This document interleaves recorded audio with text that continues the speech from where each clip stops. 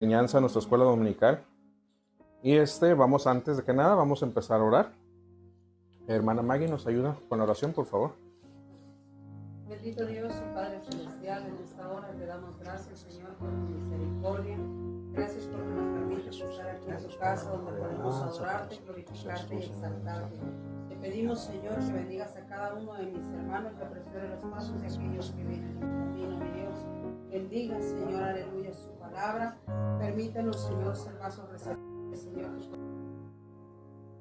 y poner por obra su palabra. Bendiga la vida. Aleluya.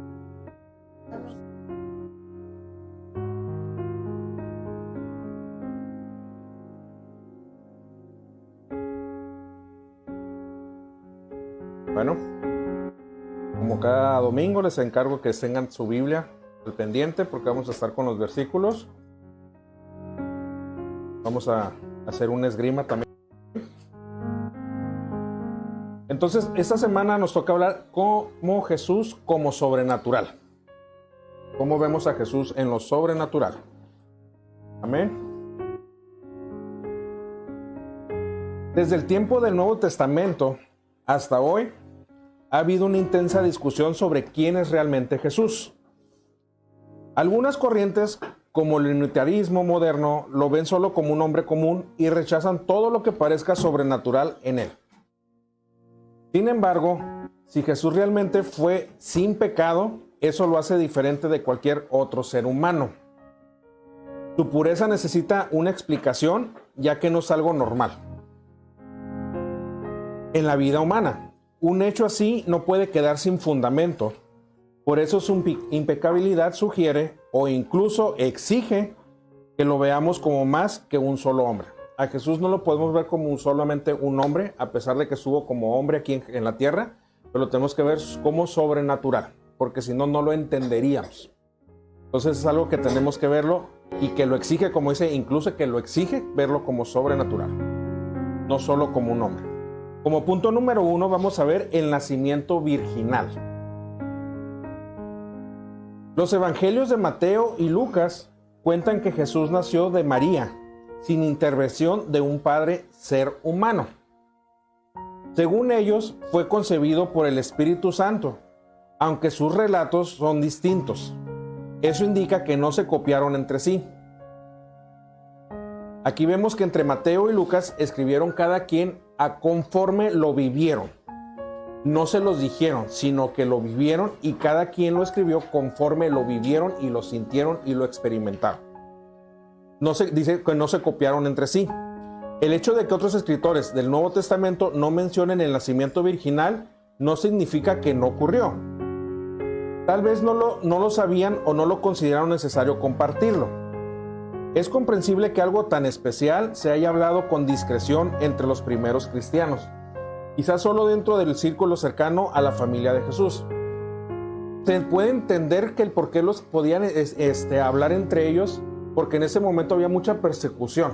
Entonces estaban asustados dentro de lo que estaba pasando y por eso tenían que estar platicándolo entre ellos como familia, entre los discípulos. Algunas personas piensan que estos relatos no tienen valor espiritual, pero el nacimiento de Jesús de una virgen concuerda con la vida pura y sin pecado que vivió. Si Jesús hubiese tenido una vida común, su origen también lo habría sido. Sin embargo, su nacimiento especial apoya su carácter único. Como en Lucas 1:35. Dice: el Espíritu Santo vendrá sobre ti y el poder del Altísimo te cubrirá con su sombra. Por eso el santo ser que nacerá será llamado Hijo de Dios. Este versículo muestra que la santidad de Jesús está relacionada con la intervención divina en su nacimiento. Gracias a esto podemos entender por qué Jesús fue el único ser humano que no fue dominado por el pecado, porque desde el principio fue un ser espiritual. Amén. ¿Alguna pregunta, hermanos, hasta aquí? No, ¿todo bien? Ok, como punto número 2, los milagros. Un aspecto importante en la vida de Jesús, según los evangelios, son sus milagros. Jesús se presenta principalmente como un hacedor de milagros. Si quitamos los milagros de los relatos bíblicos, estos se desarman tanto que ya no serían confiables ni tendrían valor. ¿Por qué creen que no tendrían valor si quitamos los milagros de Jesús?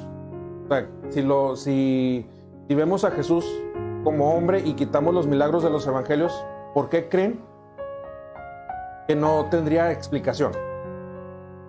¿Por qué lo creen? ¿Por qué se desarmaría el evangelio?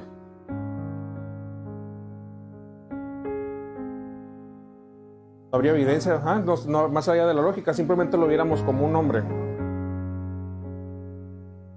Exacto. Los milagros están tan integrados en la historia de Jesús que no se pueden separar sin perder el sentido del mensaje. Los intentos por presentar a Jesús solo como un maestro de ética sin milagros no ha tenido éxito. Eso es lo que en esos tiempos, desde los tiempos de antes hasta la fecha, se ha querido infundir que Jesús solamente fue un hombre, que fue un hombre más que vino a la tierra nada más a hablar, como lo miran como un profeta, como una persona que nomás estuvo y ya, que no fue algo más que un hombre. Entonces hasta la fecha se sigue hablando que no existe o que no existió, que no murió, que no resucitó, que así, ¿ok? No importa cuánto se analicen los evangelios, siempre muestran a uno mismo. Jesús lleno de poder y acciones sobrenaturales. La idea de un Jesús sin milagros no se basa en los textos bíblicos, sino en la opinión personal de algunos críticos. Si se hace un análisis honesto de los evangelios, queda claro que los milagros forman parte esencial de su vida. Volvemos a lo mismo. O sea, entendemos que si los milagros en los evangelios no fuera nada espiritual, nada sobrenatural, nada simplemente humano. Entonces entendemos que Jesús vino a eso, ¿no? Como punto número 3, vamos a ver la resurrección. Siento apretado.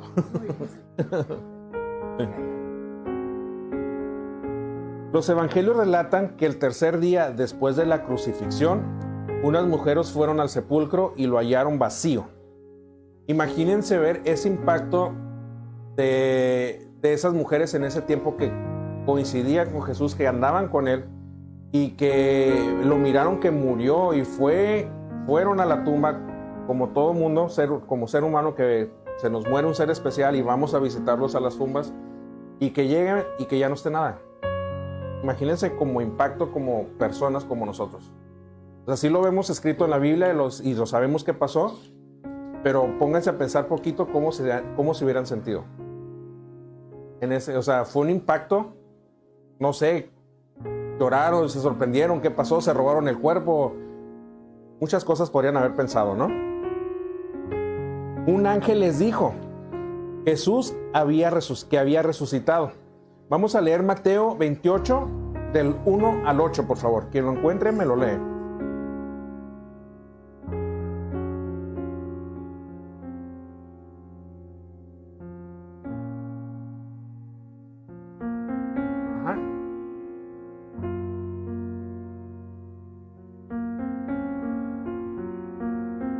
Sí.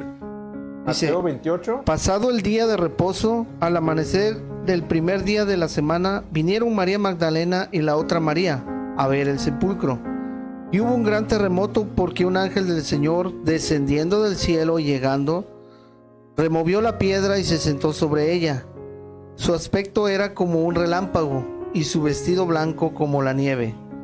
Y de miedo de él, los guardas temblaron y se quedaron como muertos. Mas el ángel respondiendo dijo a las mujeres: no temáis vosotras, porque yo sé que buscáis a Jesús, el que fue crucificado. No está aquí, pues ha resucitado. Como dijo, venid ver el lugar donde fue puesto el Señor, e id pronto y decid a sus discípulos que ha resucitado de los muertos. Y he aquí va delante de vosotros a Galilea, allí le veréis. He aquí os lo he dicho. Entonces ellas, saliendo del sepulcro con temor y gran gozo, Fueron corriendo a dar las nuevas a sus discípulos. Mientras iban a dar las nuevas a los discípulos. ¿Hasta el 8?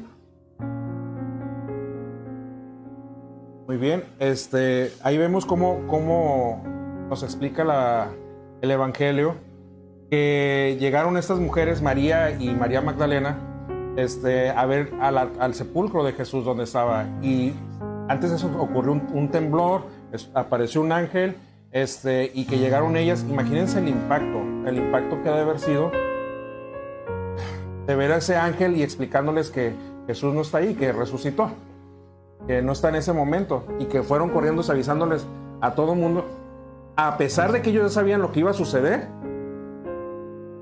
Han de haber dicho, no, pues estas mujeres están locas, ¿no? O sea, están mal. O los guardias que estaban ahí, o sea, que pudieron experimentar en ese momento de cuando vieron al ángel y todo lo que estaba sucediendo. Y cuando abrieron la piedra que quitaron y que ya no estaba el cuerpo de Jesús, ¿qué sentirían? ¿Qué habría pasado, no? Luego vemos que Jesús mismo se les apareció en Mateo 28, del 9 al 10, por favor.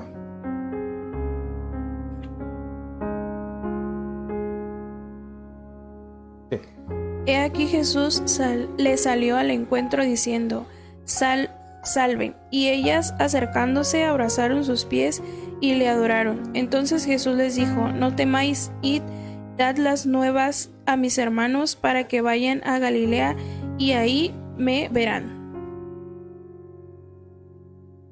Imagínense que nosotros hubiéramos estado en ese momento de ver resucitado a Jesús, el impacto. Ahí vemos que se estaba cumpliendo lo que él había dicho, ¿no? También se apareció a Pedro. Vemos ver en 1 Corintios del 15 al 5, por favor. 1 Corintios 15, 5.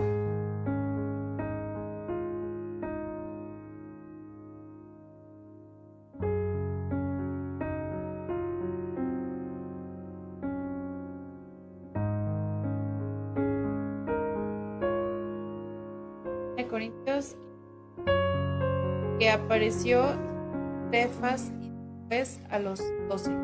Y se le apareció a Cefas y después a los 12. A dos discípulos caminando a Emaús, en Lucas 24:13. Lucas 24:13.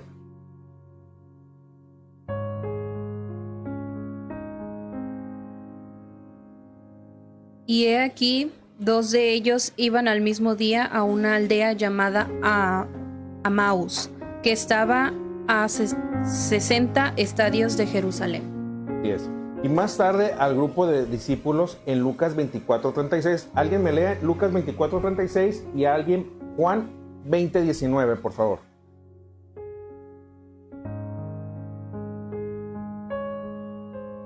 Mientras ellos aún hablaban de estas cosas, Jesús se puso en medio de ellos y les dijo, paz a vosotros.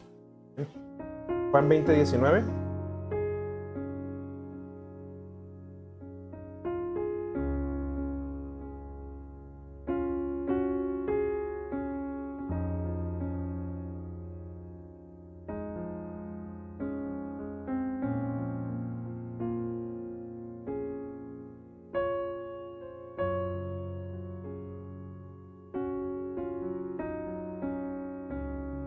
Cuando llegó la noche de aquel mismo día, el primero de la semana, estando las puertas cerradas en el lugar donde los discípulos estaban reunidos, por medio de los judíos, Jesús puso en medio, les dijo, paz a vosotros. Paz a vosotros. Dice, aunque Tomás no estaba presente en ese momento, el incrédulo de Tomás, días después se apareció a los 11 con Tomás presente. Vemos en Juan 20:26.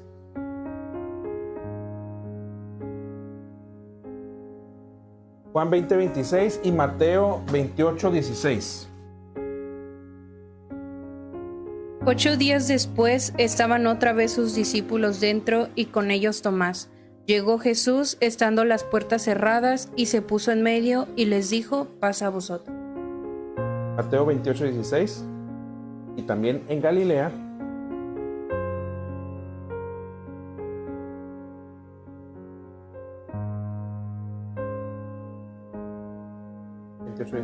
Pero los 11 discípulos se fueron a Galilea, al monte donde Jesús les había ordenado. Pablo menciona que Jesús se apareció a Jacobo, a él mismo y a más de 500 personas a la vez, muchos más de las cuales aún vivían cuando Pablo escribió esto, en 1 Corintios 15, del 5 al 8. 1 Corintios 15, del 5 al 8.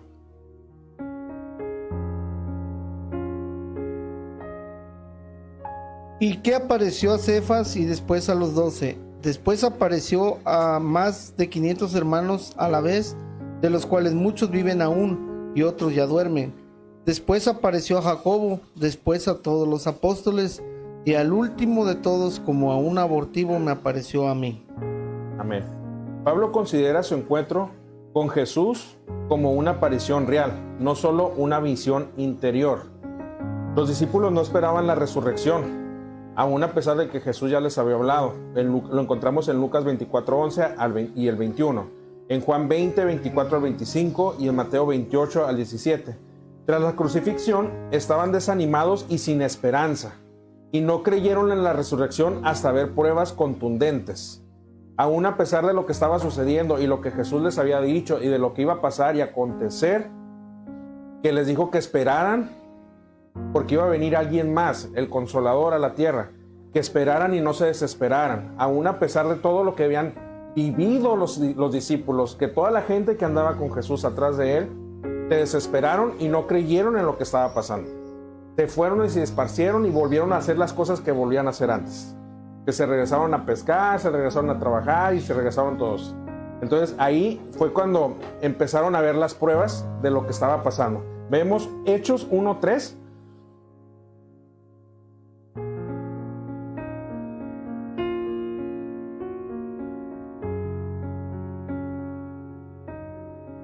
A quienes también después de haber padecido se presentó vivo con muchas pruebas indubitables, apareciéndoseles durante 40 días y hablándoles acerca del reino de Dios.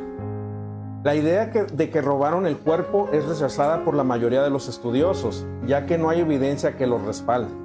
Los discípulos eran personas comunes capaces de juzgar lo que veían o oían. Tocaron a Jesús, hablaron con él y recibieron enseñanzas del resucitado. Ellos tenían las pruebas contundentes y tenían derecho legal de hablar de lo que estaba pasando, de lo que había pasado con Jesús y de lo que venía a acontecer y de lo que iba a suceder después. Porque ellos tenían el derecho legal de que ellos habían vivido y lo que estaba pasando con Jesús. Ellos no podía llegar a alguien más y decirles: es que no es cierto. No, si ellos lo vivieron en carne propia. Y por eso escribieron, por eso lo palparon y lo empezaron a divulgar y a experimentar con todo el mundo. Porque era cierto, aunque estaban rechazando lo que había pasado. No les convenía que dijeran que era cierto lo que había pasado, porque iban a tapar todas las creencias de los judíos, de todo lo que estaba sucediendo con Jesús. Aparte que hubo varias manifestaciones de su presencia. O sea, se les presentó a unos, se les presentó a otros, o sea, como que fue en diferentes lugares. Y también dice que se le apareció 500 personas al mismo tiempo. O sea, ¿quién más? Omnipresente. La transformación de los discípulos de temerosos a valientes predicadores se explica solo si realmente vieron a Cristo resucitado. No hay forma lógica de explicar ese cambio por una ilusión o mentira.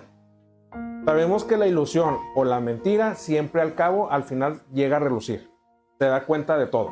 Entonces, hasta la fecha no se ha podido decir que no fue cierto. Su predicación del Cristo resucitado tuvo gran poder y cambió vidas. Eso es lo más magnífico que puede suceder en esto, que cambia las vidas de nosotros, de todos lo que escuchamos de Él como Salvador. El apóstol Pablo antes era perseguidor de cristianos y también cambió radicalmente tras ver a Jesús resucitado. Lo impresionante que Pablo era una persona que perseguía a los cristianos, perseguía a la gente que no estaban con lo que ellos hablaban. Era persecución y hasta los mataban. ¿Cómo es posible que llegó Pablo a conocer a Jesús mediante esa visión que tuvo él caminando hacia que iba a matar a unas personas y pudo haberlo cambiado en un instante? Solamente Dios lo puede hacer. A pesar de que Pablo era perseguidor y era matón, cómo Dios lo usó para hablarle a los demás. Y fue el gran Pablo que hizo muchísimas cosas, más allá de lo que los apóstoles pudieron haber hecho en ese momento. ¿Pero por qué? Porque Dios lo necesitaba. Dios necesitaba y miraba en él lo que los demás no podían ver. Como Dios ve en nosotros, lo que nosotros vemos, lo que los demás no pueden ver. Entonces, de ser un matón, pero entendía la palabra. Las escrituras las entendía, los rollos los entendía. Y tenía conocimiento y podía entrar a más lugares porque tenía una visión más allá de los apóstoles, para expandirse más allá. Entonces, Dios usó a Pablo para expandirse aún más allá de los apóstoles. Porque era un hombre de mundo, era un hombre de conocimiento más allá. Entonces, él podía experimentar eso. Entonces, Dios lo empezó a usar para eso. Dios tenía sus planes con Pablo. Él afirma que fue esa experiencia lo que lo transformó. Vamos a ver 1 Corintios 15:8.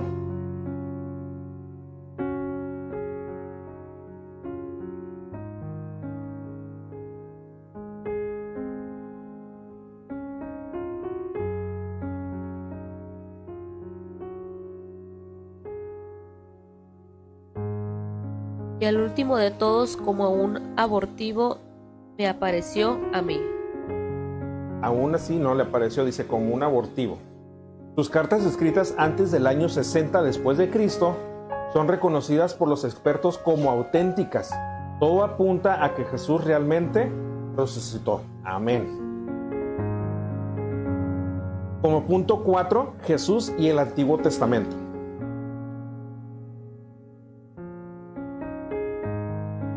¿Algún aporte de lo que acabamos de ver, de la resurrección de Jesús?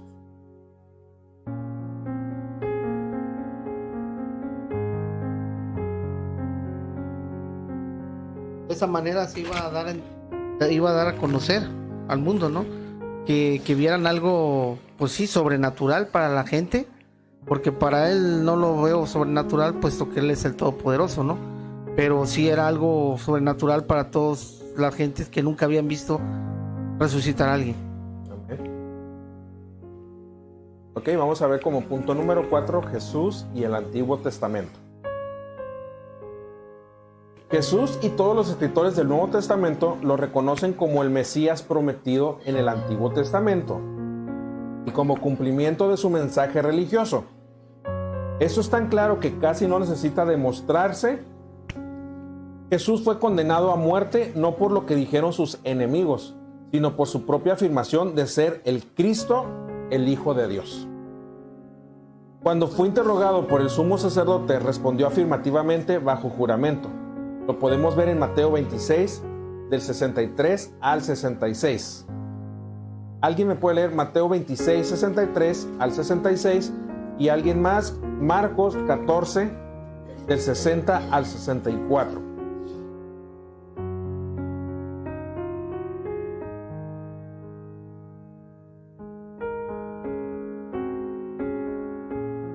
Sí. 63 al 66. Mas Jesús callaba. Entonces el sumo sacerdote le dijo: Te conjuro por el Dios viviente que nos digas si eres tú el Cristo, el Hijo de Dios. Jesús le dijo: Tú lo has dicho, y además os digo que desde ahora veréis al Hijo del Hombre sentado a la diestra del poder de Dios, y viniendo en las nubes del cielo. Entonces el sumo sacerdote rasgó sus vestiduras diciendo: Ha blasfemado. ¿Qué necesidad tenemos de testigos?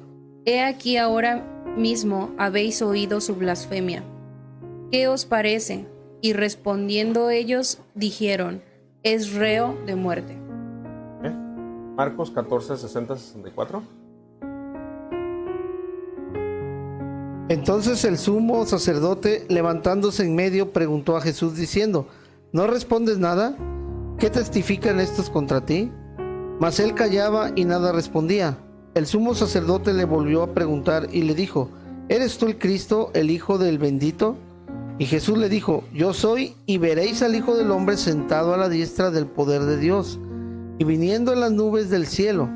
Entonces el sumo sacerdote, rasgando su vestidura, dijo, ¿qué más necesidad tenemos de testigos? ¿Habéis oído la blasfemia que os parece? Y todos ellos la condenaron, declarándole ser digno de muerte. Ahí vemos cómo él respondía y callaba. Y el enojo del sumo sacerdote, de hasta rasgarse las vestiduras, de la impotencia de que no era como ellos decían, sino que era muy fuerte. Por esta declaración, el Sanedrín lo acusó de blasfemia y lo sentenció a muerte. Ahí vemos por eso lo sentenciaron a muerte. Cómo el Mesías tan esperado, Jesús fue visto como el cumplimiento de todo el plan revelado en el Antiguo Testamento. Sería difícil creer esto si él fuera solo un hombre. Lo cierto que es que en el Nuevo Testamento presenta a Jesús como un ser sobrenatural. Podemos verlo en los evangelios como un ser sobrenatural, cada uno explicando en su forma de cómo lo había vivido y cómo lo había experimentado. Podemos ver cómo entendemos que Jesús y el Antiguo Testamento está unido, cómo podemos ver los milagros de Jesús, cómo lo podemos ver en lo sobrenatural. Hasta la fecha lo vemos como sobrenatural y lo podemos sentir como sobrenatural. No lo podemos ver, pero a través de su Espíritu Santo lo podemos sentir y nos hace creer y ver y palpar que Él es real y sigue viviendo en esos tiempos. Y sigue así, manifestándose y haciendo milagros aún en estos tiempos. Lo podemos ver y como les decía, tenemos el derecho legal de nosotros decir Jesucristo es nuestro Señor y es el Salvador y lo sobrenatural y aún sigue siendo milagros. Amén. Ahora vamos a ver cómo Jesús como Salvador. La enseñanza del Nuevo Testamento sobre Cristo se basa en la experiencia real de los primeros cristianos. Vivieron su poder para salvar y reconocieron su señorío espiritual. No intentaban explicar teorías, simplemente daban testimonio de lo que habían visto y vivido con Jesús. Es lo que les explicaban hace ratito, de que ellos vivieron, palparon y conocieron a Jesús y caminaban con Él tal cual que lo podían decir, cómo lo habían vivido. Es muy diferente el hablarlo en vivencia a lo que me dijeron o me contaron. Es muy diferente. Los evangelios presentan a Jesús como Salvador. El ángel le dijo a José que el niño se llamaría Jesús porque salvaría a su pueblo de sus pecados. Vemos en Mateo 1:21.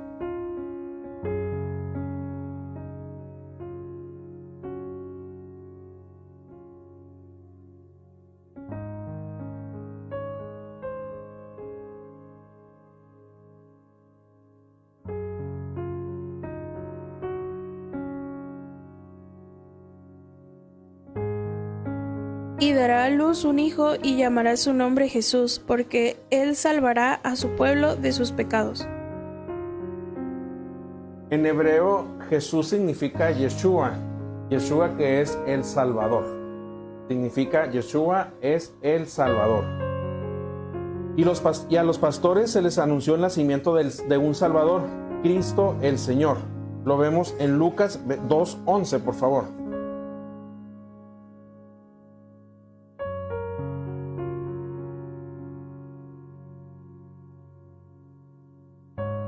Así que nos ha nacido hoy en la ciudad de David un Salvador que es Cristo el Señor. Jesús mismo dijo que vino a salvar lo que se había perdido. Lucas 19:10.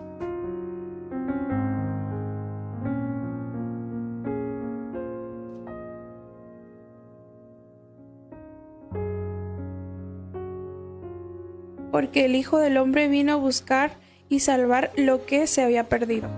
No para ser servido, sino para servir y dar vida en rescate por muchos. Aquí me impacta mucho, por algo que lo voy a hacer como paréntesis. No para ser servido, sino para servir y dar su vida en rescate por muchos.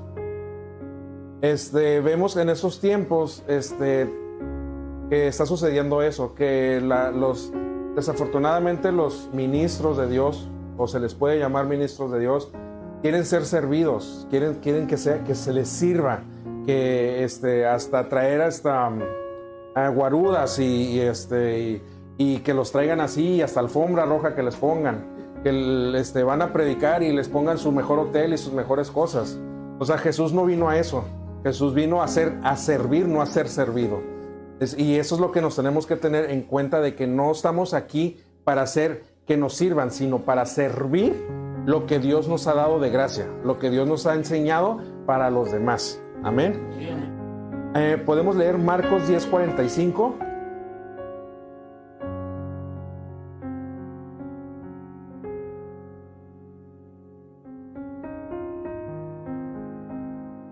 Una esgrima.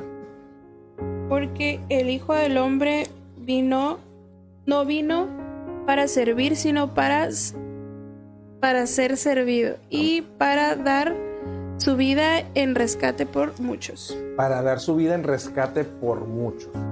Eso es lo que nosotros tenemos que hacer, dar nuestra vida para el rescate de muchos. Gracias a Dios, en esos tiempos Dios nos ha permitido ir a estar evangelizando cada 15 días, cada viernes, y eso es algo bien hermoso, lo que Dios nos ha puesto a hacer. No sé si ustedes sienten cuando van a casa o llegan a casa y dicen, es una satisfacción bien bonita el poder ayudar a los demás, el poder darles una palabra de aliento, el poder llevarnos sus oraciones y las peticiones que nos piden y palparlas y a orar por eso, y que Dios empiece a ver la obra. Y es hermoso ver después de que se te lleguen a acercar y gracias porque Dios hizo la obra. Y no se necesita, sino simplemente no sentir la gracia, sino de, qué hermoso que Dios sigue hablando y que sigue haciendo las cosas. Amén.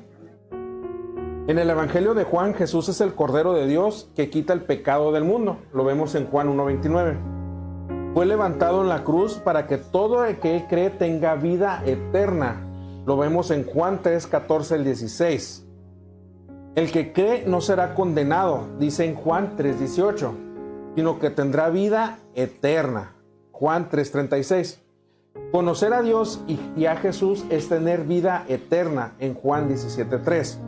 Y el propósito del Evangelio es que las personas crean en Jesús y reciban vida eterna. Vemos Juan 20:31, por favor.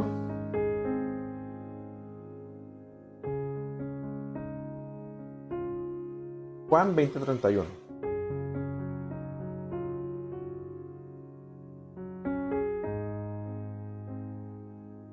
Pero estas se han escrito para que creáis que Jesús es el Cristo, el Hijo de Dios, y para que creyendo tengáis vida en su nombre.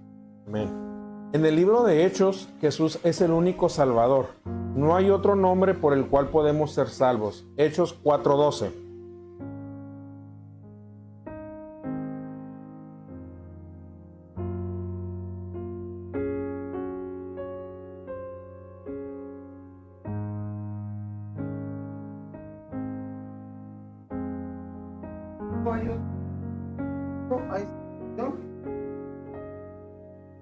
Porque no hay otro nombre bajo el cielo dado a los hombres en que podamos ser salvos.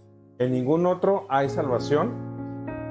Amén. Pedro afirmó que todo aquel que cree en Jesús recibe perdón de pecados. Fíjense bien, Pedro afirmó que todo aquel que cree en Jesús recibe perdón de pecados. Vemos Hechos 10:43.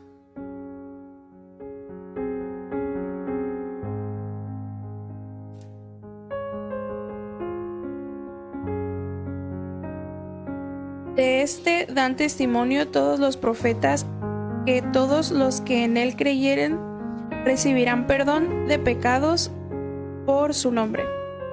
Recibirán perdón de pecados por su nombre. Nadie en esta tierra tiene el derecho de decir yo te perdono o perdón te ha perdonado Jesús. Nadie, más que Jesús por su nombre.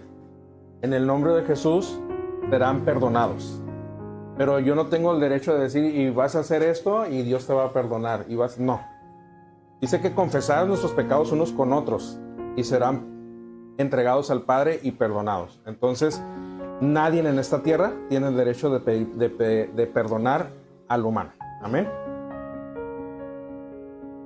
A un carcelero, Pablo predicó que la fe en Jesús justifica lo que en la ley no puede justificar. Lo vemos en Hechos 13:39. Pablo predicó que la fe en Jesús justifica lo que la ley no puede justificar. Hechos 13:39.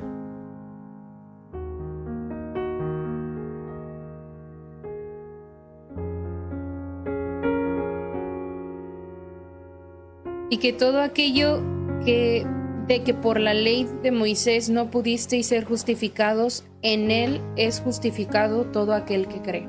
Amén. Ahí está bien clarito. O sea, todos los que no fueron justificados en la ley, ahora Jesús vino a justificarlos por medio de su nombre. A un carcelero que preguntó cómo ser salvo, Pablo y Silas respondieron: cree en el Señor Jesucristo y serás salvo. ¿Cómo le podemos explicar a la gente eso? Porque Jesús, pues, vamos a un punto. Es que ese hombre o esa mujer vienen del mundo y hicieron hasta lo que no, y como ya se cansaron, ya se fueron a meter a la iglesia como religiosos y ya, sienten que ya son tantos. No, porque está escrito y sabemos que por medio de Jesús, todo el que en Él cree, todo el que en Él se arrepienta y diga, aquí estoy, Padre, y perdóname, somos criaturas nuevas. Y Dios nos ha perdonado y nos purifica y nos levanta. Ahora nos queda en nosotros seguir en esa línea. Amén. Pablo también dijo que el Evangelio es poder de Dios para salvar a todo que en él cree. Romanos 1:16. Y lo resumió así: Cristo murió por nuestros pecados, fue sepultado y resucitó al tercer día, según las Escrituras, en 1 Corintios 15, del 1 al 4. Y en Romanos y Gálatas explicó que somos justificados por la fe en Cristo. En Cristo no hay condenación. Lo vemos en Romanos 8:1. Y quien está en Cristo es una nueva creación, como en 2 Corintios 5:17. La salvación es una experiencia espiritual. Pedro reconoció a Jesús como el Mesías por revelación divina, no por sabiduría humana. Lo vemos en Mateo 16:17. Mateo 16:17.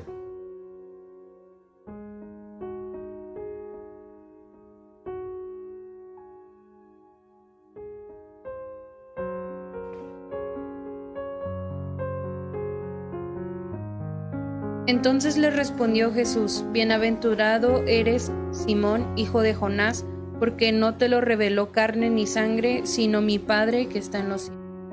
Amén. No se lo reveló ni carne ni sangre, sino mi Padre que está en los cielos. La fe es esencial para la salvación. Y Pablo insistía en la importancia de estar en Cristo para ser justificados, regenerados y recibir vida eterna. Entendemos que Jesús es el mediador de nosotros, es el mediador ante el Padre para nosotros ser perdonados y llegar a la gloria, llegar a su gloria y estar allá con Él. No tenemos mediadores, no hay santos mediadores, no hay otra persona que pueda o tenga el poder de decir que se va a ir al cielo, simplemente por medio de Jesucristo. Amén. Y la fe es esencial para la salvación. Si no tenemos fe y no creemos en lo que Dios va a hacer en nosotros, estamos fritos. No tenemos nada, ni la salvación la tendríamos. Entonces, por medio de la fe, creemos que Jesús nos salvó y que vamos a estar con Él el día de mañana. Amén. ¿Algún aporte, hermanos, hasta aquí? Me gustaría que alguien hablara. Hermana Maggie.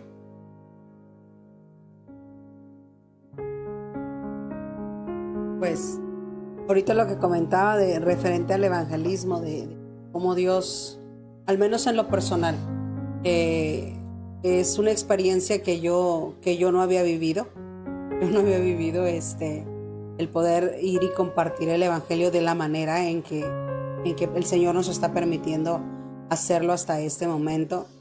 Y pues más que nada sentirme agradecida porque ahorita lo que decía de la palabra, cómo por medio de su Espíritu Santo nosotros podemos tener esa hermosa salvación, podemos tener a su Espíritu Santo y tener la convicción de que un día estaremos delante de su presencia adorándole y exaltándole, y que no hay nadie, no hay un ser humano que pueda decir yo te voy a dar la salvación, yo te voy a quitar tus pecados, o yo voy a ser el mediador para que Dios te use o para que Dios te bendiga No, llegamos delante de su presencia y Él está ahí, ¿no?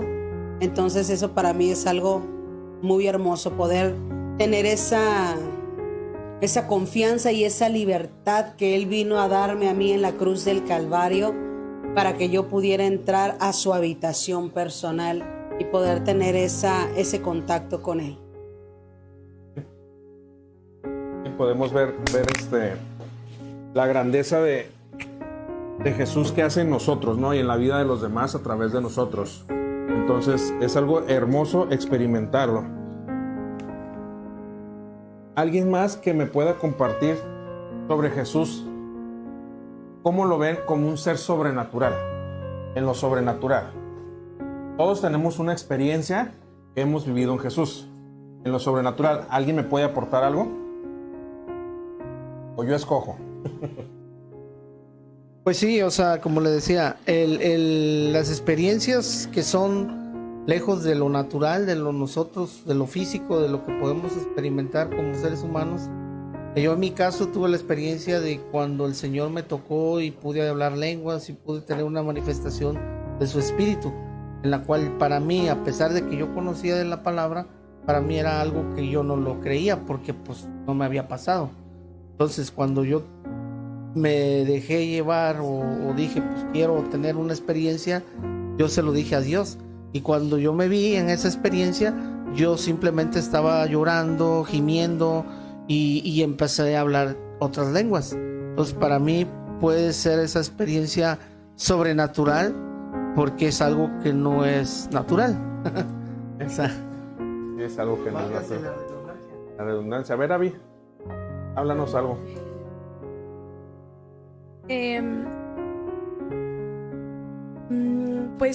Puedo compartir un cortito testimonio que yo pude sentir a Dios como sobrenatural en mi vida.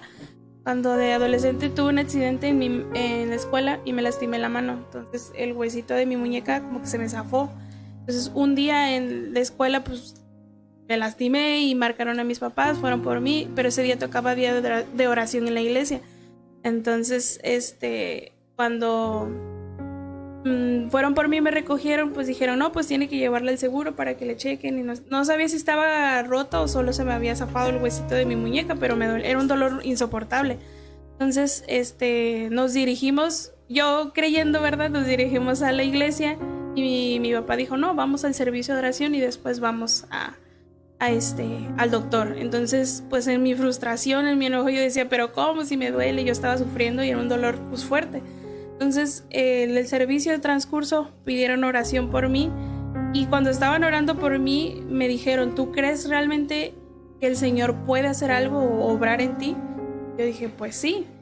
Dijeron, no, pero ¿realmente lo crees? Entonces dije, bueno, sí lo creo. Entonces empezaron a orar por mí y yo pude sentir como mi huesito que se había salido, como tronaba y se enderezaba y mi mano me dejaba de doler, o sea, y fue algo para mí, pues algo sobrenatural que pude ver a Dios en mi vida, porque pues normalmente pues eso natural no pasa. Entonces en mi vida lo pude sentir de esa forma y pues es lo que veo y lo que sé que Jesús es o que ha hecho en mi vida a través de...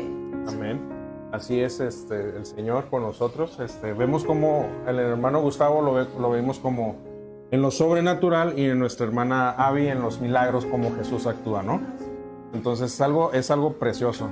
Y es algo que podemos seguir experimentando y poder gritar a los cuatro vientos, a los demás que están allá afuera, que Jesús sigue haciendo milagros, que Dios sigue haciendo milagros, que en estos tiempos aún está vivo y Él es tan perfecto para obrar en nosotros.